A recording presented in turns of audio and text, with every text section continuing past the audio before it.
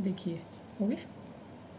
हाँ, अभी हमने पढ़ा था इलेक्ट्रोमेरिक, पिछले लेक्चर में इलेक्ट्रोमेरिक और मेसोमेरिक और इंडक्टिव इफेक्ट, वो इसीलिए हमने पढ़े थे क्योंकि अब हमको पढ़ना है फिनॉल पर अगर सब्स्टिट्यूएंट्स अगर प्रेजेंट है तो उनका क्या फ़र्क पड़ेगा। अब अगर हमारे पास सब्स्टिट्यूएंट्स ऐसे हैं जिनके केस में वो दिखा रहे हैं प्लस आई इफेक्ट दिखाते हैं, है ना, प्लस आई इफेक्ट दिखा रहे हैं या माइनस आई इफेक्ट दिखा रहे हैं, तो उसकी वजह से आपको क्या फ़र्क पड़ रहा है। देखिए अब ये आपके पास फिनॉल है, ये CH3 ग्रुप है, ये CH3 ग्रुप है और ये CH3 ग्रुप है, ये आपको क्रिसॉल दिख रहा है ना। अब यहाँ पर ये क्या कर रहे हैं, अगर प्लस आई इफेक्ट वाला ग्रुप लगा हुआ है तो प्लस आई जो है वो क्या करता है, इलेक्ट्रॉन्स दे रहा है।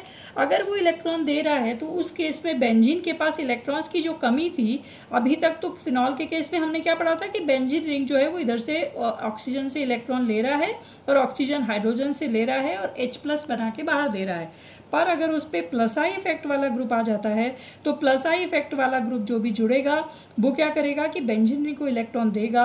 जब वो इलेक्ट्रॉन बेंजीन रिंग को देगा तो बेंजीन पर इलेक्ट्रॉन्स की उतनी कमी नहीं रहेगी, तो वो ऑक्सीजन से खींचना कम कर देगा। जब ऑक्सीजन से इलेक्ट्रॉन्स खींचना कम कर देगा तो वो हाइड्रोजन को भी इतनी आसानी से बाहर नहीं निकालेगा, क्योंकि हाइड्रोजन तो तभी निकलेगी ना जब उसके इलेक्ट्रॉन खींचे जाएंगे, तभी वो H+ बन के बाहर निकलता है। तो प्लस आई इफेक्ट जो होता है उसके केस में आपके पास ये, अगर आपके पास क्रिसॉल्स हैं और ये पोजीशन दिखाई है तो उन्होंने इसी प्लस आई इफेक्ट के आधार पे बताया है। और प्लस आई इफेक्ट जो होता है वो कैसा होता है, आपके पास अर्थो पोजीशन पे सबसे ज़्यादा डोमिनेंट होता है। तो इसीलिए सारे क्रिसॉल्स की अगर और फिनॉल की बात करें तो यहाँ पर फिनॉल सबसे ज़्यादा अम्लीय है, मेटा पोजीशन पे ये कम अम्लीय होगा और इससे भी कम अम्लीय पैराक्रिसॉल होगा और अर्थोक्रिसॉल सबसे कम अम्लीय होगा, क्योंकि इंडक्टिव इफेक्ट अर्थो पोजीशन पे सबसे ज़्यादा इफेक्ट करता है और इसीलिए ये प्लस आई वाला ग्रुप है, इसलिए ये सबसे कम अम्लीय होगा, क्योंकि यहाँ पर हाइड्रोजन को इतनी आसानी से बाहर नहीं निकलेगी। ठीक है, अब अगर हम मेसोमेरिक इफेक्ट की बात करें तो जहाँ पर आपके पास मेसोमेरिक इफेक्ट अभी मैंने आपको बताया था, अब मेसोमेरिक इफेक्ट होता है जहाँ वहाँ माइनस आई इफेक्ट होता ही है। ठीक है ना, तो माइनस आई इफेक्ट होता ही है और मेसोमेरिक इफेक्ट भी है। अब आपके पास यहाँ पर क्या है कि ये जैसे हमने बताया कि डबल बॉन्ड भी है, लोन पेयर ऑफ इलेक्ट्रॉन भी है। ठीक है ना, तो ये जो आपके पास मेसोमेरिक इफेक्ट में क्या होता है कि ये ऑक्सीजन इलेक्ट्रॉन इधर अपनी तरफ खींचता है ना इलेक्ट्रोनेगेटिविटी की वजह से।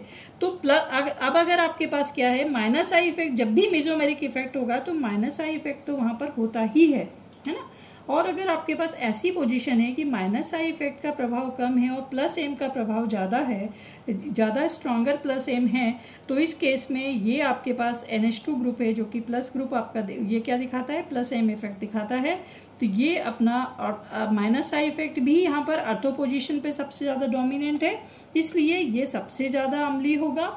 उसके बाद ये अमीनो वाला ग्रुप जो है, मेटा अमीनो वाला, फिर उसके बाद ये आपके पास फिनॉल और पेरा पोजीशन पे मेसो ग्रुप जो होता है उसका इफेक्ट सबसे ज़्यादा पेरा पोजीशन पे होता है। तो यहाँ दो चीज़ें हैं, पेरा पोजीशन पे मेसोमेरिक इफेक्ट भी है, इलेक्ट्रॉन अपनी तरफ खींचने वाला भी है और माइनस आई इफेक्ट भी है, यहाँ पर दोनों ही काम हो रहे हैं, इसलिए ये जो प्रूफ होगा वो सबसे कम अम्लीय होगा। ठीक है, उसके बाद हम देखेंगे कि माइनस आई भी है और प्लस एम है, प्लस एम है और माइनस आई कैसा है कि माइनस आई इफेक्ट जो है वो ज़्यादा स्ट्रॉन्गर है प्लस एम से, है ना। मेसोमेरिक इफेक्ट से इंडक्टिव इफेक्ट जो है वो ज़्यादा स्ट्रॉन्गर है। तो आपके पास क्लोरीन है, क्लोरीन अगर अर्थो पोजीशन पे है और माइनस आई इफेक्ट भी है और मेसोमेरिक भी दिखा रहा है, पर अर्थो पोजीशन पे माइनस आई इफेक्ट का प्रभाव ज़्यादा है क्योंकि वो स्ट्रॉन्गर है।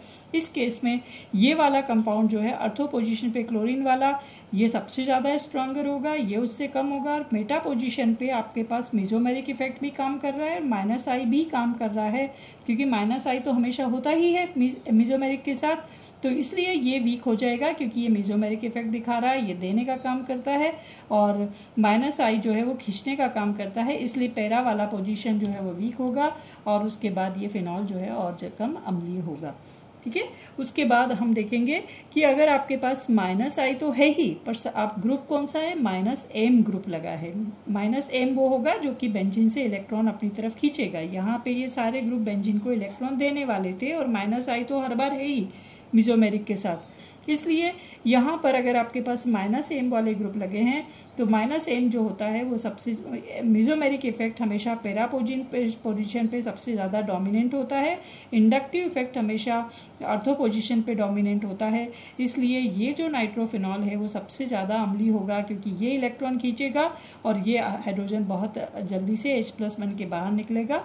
इस तरीके से आप देखेंगे। उसके बाद ये अर्थो नाइट्रो आ गया, पैरा के बाद अर्थो नाइट्रो, क्योंकि अर्थो पे भी -I इफेक्ट बहुत ज़्यादा होगा। मेटा तो है ही यहाँ पर, -m तो दिखेगा ही, पर साथ ही साथ -I भी यहाँ पे डोमिनेंट है, इसलिए ये ज़्यादा आपके पास कैसा होगा, स्ट्रॉन्गर होगा एसिड। उसके बाद ये होगा और उसके बाद ये होगा। इस तरीके से अगर -m और -I दोनों यहाँ पर हैं तो किस तरह से एसिडिक नेचर को इफेक्ट करता है वो मैंने आपको बताया। बाकी हम नेक्स्ट टाइम देखेंगे।